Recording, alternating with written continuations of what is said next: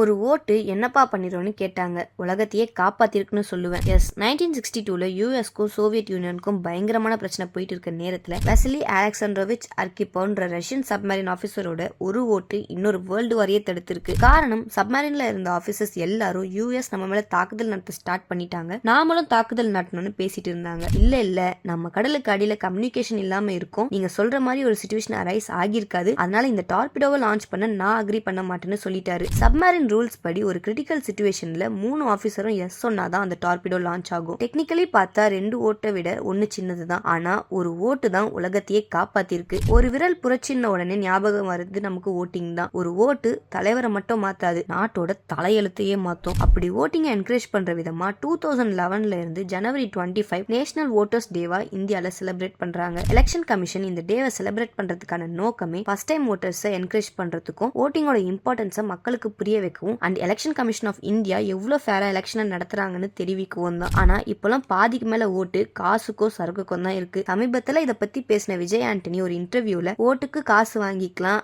ஆனா அவங்களுக்கே போடணும்னு அவசியம் இல்லைன்னு சொல்லியிருக்காரு. நாட்டுக்கு நியாயமா இருக்காதவங்களுக்கு நாமளும் நியாயமா இருக்க தேவையில்லை, ஆனா உங்களோட ஓட்டோட வேல்யூவை நீங்களே விட்டு தராதீங்க.